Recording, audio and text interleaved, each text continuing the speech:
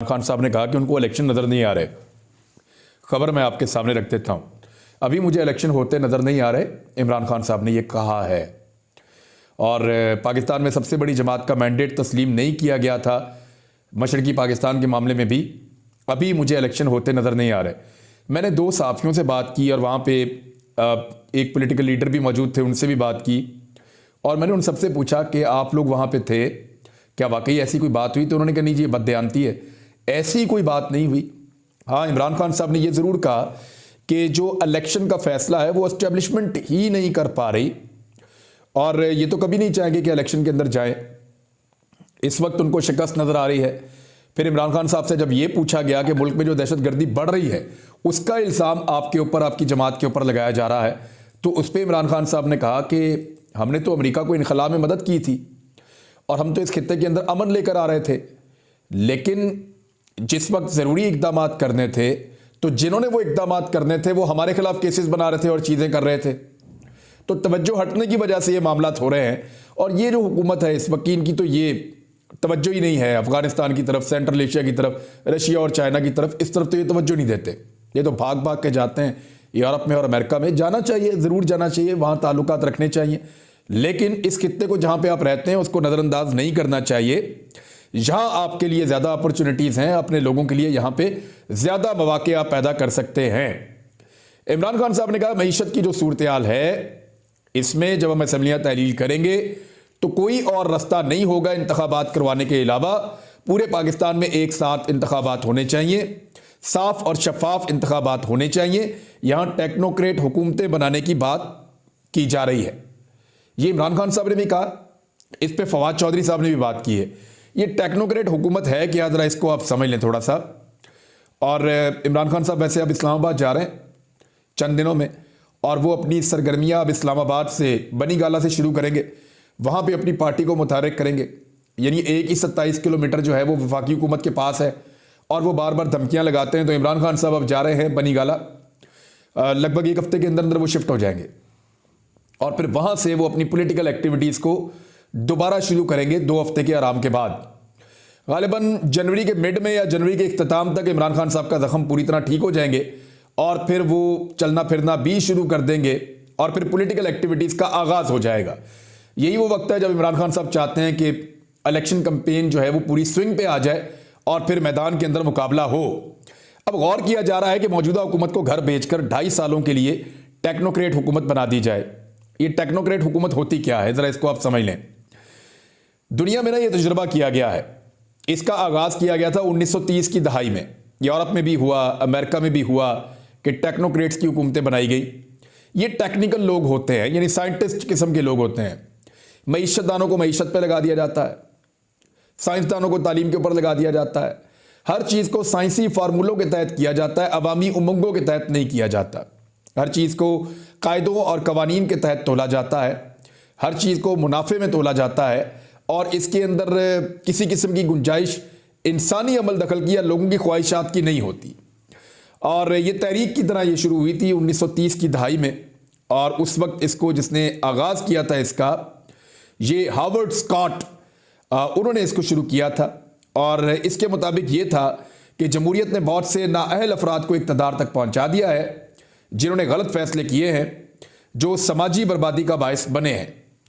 और फिर उन्होंने कहा कि इस नई तकनीकी दुनिया का इंतज़ाम किया जाए जहाँ पे इंजीनियर्स, माहिरीन, साइंसदान जो रोज़मर्रा के मसाइल पर साइंसी उसूलों का सख्ती के साथ जो है उसका नफाज करें और इस तरह वो दुनिया को चलाएं। लेकिन ये नाकाम हो गया, हर जगह पे किसी जगह पे कामयाब नहीं हो सका और पाकिस्तान के अंदर भी नहीं होगा। पाकिस्तान ने पहले कई मरतबा कोशिश की है कि टेक्नोक्रेट्स को बाहर से इंपोर्ट किया जाए और लाकर उनको मुख्तलिफ महकमों में बिठाया जाए और उनके ज़रिए से पाकिस्तान का निज़ाम चलाया जाए, लेकिन लोग इसको मानेंगे नहीं।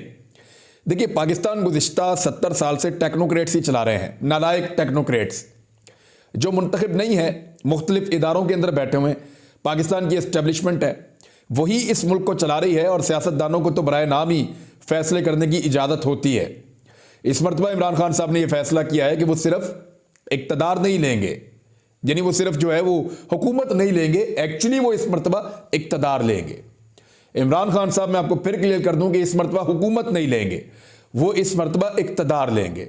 इक़्तिदार का मतलब यह है कि पाकिस्तान के फैसले पाकिस्तान की सियासी क़यादत इमरान खान साहब और उनकी पॉलिटिकल पार्टी करेगी। अगर वो इक़्तिदार में आएंगे तो हुकूमत में आकर पहले की तरह वो अपना वक्त ज़ाया नहीं करेंगे, ना इस कौम का वक्त ज़ाया करेंगे। बल्दियाती इंतखाबात इस्लामाबाद के मैंने आपको बताया था, वहाँ से ये भाग गए हैं। आज इंकशाफ ये हुआ है कि 50 करोड़ रुपए से ज़ायद उम्मीदवारों ने बेचारों ने अपनी कंपेन के ऊपर खर्च कर दिए हैं और कंपेन आखिरी मरहले में दाखिल थी जिस वक्त हुकूमत ने यह भोंडा कदम उठाया है। अब हुकूमत इसको मजीद आगे ले जाना चाहती है क्योंकि कहीं पे भी इलेक्शन होगा तो पाकिस्तान तहरीक इंसाफ फैंटी लगाएगी, उस फैंटी से अब बचना चाहते हैं। तो टेक्नोक्रेट्स की हुकूमत बनाने के लिए ये कोशिश कर रहे हैं और शहबाज शरीफ की हुकूमत क्योंकि चल नहीं रही और पाकिस्तान को डिलीवर नहीं कर पा रही, हालात बहुत ख़राब हैं। इसका अंदाज़ा आप यहाँ से कर लेना कि अब जो वफाकी वज़रा है, मैं नाम नहीं लेता लेकिन बहुत सारे वफाकी वज़रा, आप उनके स्टेटमेंट सुन रहे होंगे, वो गालियाँ देने पर उतर आए हैं, लफ्ज़ बेगैरत का इस्तेमाल कर रहे हैं, बहुत सारे और लफ्ज़ों का इस्तेमाल कर रहे हैं, यानी वो गालम गलोच पे उतर आए हैं, वो इतने बदमज़ा हो गए। वज़रा की ये हालत क्यों हो गई, इसके पीछे 4 वजूहात हैं। पहली वजह यह है कि मुकम्मल तौर पे नाकाम रहे वो। उन्हें लगता था कि वो आएंगे और शहबाज शरीफ कोई जादूगर है और मुल्क के अंदर जितना पैसा चल रहा है, पब्लिक भी पैसा सर्कुलेट कर रही है, हर चीज़ बिल्कुल ठीक है, इसमें वो आएंगे। बुरा वक्त गुजर चुका है, जो 3 साल इमरान खान ने बुरे गुजारने थे वो गुजर गए हैं। अब तो आगे काम है डिलीवर करने का और पैसे को खर्च करने का, तो वो आएंगे और सब ठीक हो जाएगा, लेकिन मुकम्मल तौर पर नाकाम हो गए। दूसरा, अपनी मुकम्मल नाकामी की वजह से वो अवाम के अंदर मकबूलियत से गैर मकबूलियत की तरफ चले गए। जो अवाम में उनका ग्राफ कुछ हद तक उठा हुआ था या वो किस लेवल पे इमरान खान के बराबर पहुंच गए थे, अब वो इमरान खान की गर्द को भी नहीं पहुंच पा रहे। दूसरी वजह यह है जो आपके वफाकी वज़रा बदमज़ा हुए हैं, गालम गलोच पे उतर आए हैं और चिड़चिड़े हो गए हैं। उसके पीछे दूसरा रीज़न ये है, ख़ासतौर पे PMLN के, क्योंकि उनको लगता था कि वो गवर्नमेंट इन वेटिंग है, अगली हुकूमत उनकी बनेगी, लेकिन अब नहीं बन रही। अवाम में बहुत बुरी तरह गैर मकबूल भी हो गए हैं। तीसरा यह कि ख़जाना ही खाली हो गया।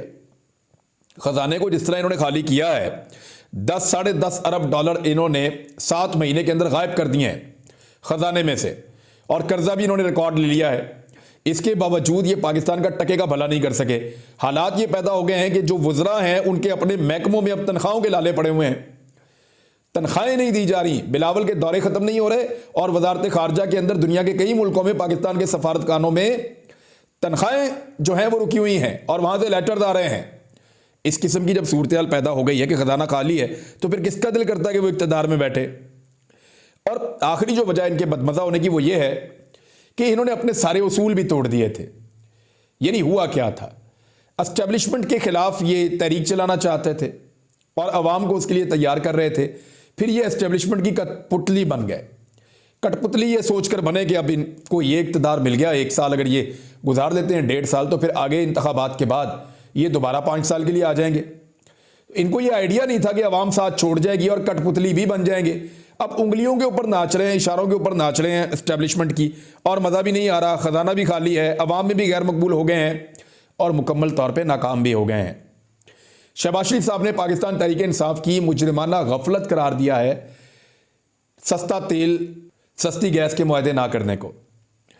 एक तो सस्ती गैस के मुआहदे तो PMLN ने भी बहुत महंगे मुआहदे करके चली गई थी, और जब से ये हुकूमत में है 8 महीनों में ये बहुत सारे मुआहदे कर सकते थे, इन्होंने कोई मुआहदे नहीं किए। अब तो जिम्मा इनका अपना है। इमरान खान साहब अगर करते तो अगले चंद महीने की परचेजिंग कर लेते, वो पूरे साल की तो ना करते। लेकिन पिछले चंद महीनों के अंदर अगर इन्होंने परचेजिंग की होती तो पाकिस्तान के अंदर गैस का जो शदीद बहरान इस वक्त मौजूद है वो ना होता। फिर रशिया से जो गैस लेनी है उसके लिए इंफ्रास्ट्रक्चर पाकिस्तान में नाकाफ़ी है, वो बनाना पड़ेगा, उस पर काम करना पड़ेगा। रशिया बड़े लंबे अरसे से कह रहा है, अल्लाह अल्लाह करके रशिया के साथ ताल्लुकात बन रहे थे, वो भी अमेरिका की गोद में बैठ के हमने ख़राब करवा लिए।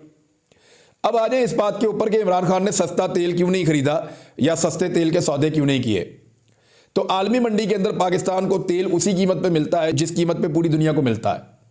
सिर्फ एक जगह थी जहां से पाकिस्तान को सस्ता तेल मिलने की उम्मीद थी, और वो रूस था। इमरान खान जब रूस से सस्ता तेल लेने गया, पीछे से इन सब ने मिलकर, ये सोशल मीडिया पे बहुत चलता है कि इमरान खान रूस से सस्ता तेल लेने कर गया और पीछे से सस्ते में मुल्क ही भेज दिया। ये इमरान खान के साथ धोखा किया गया।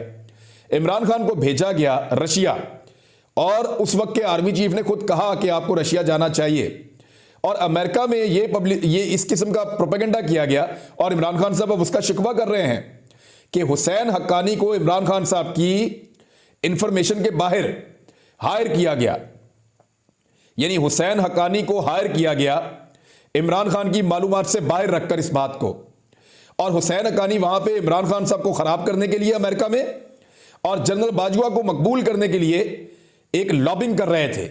ये इमरान खान साहब और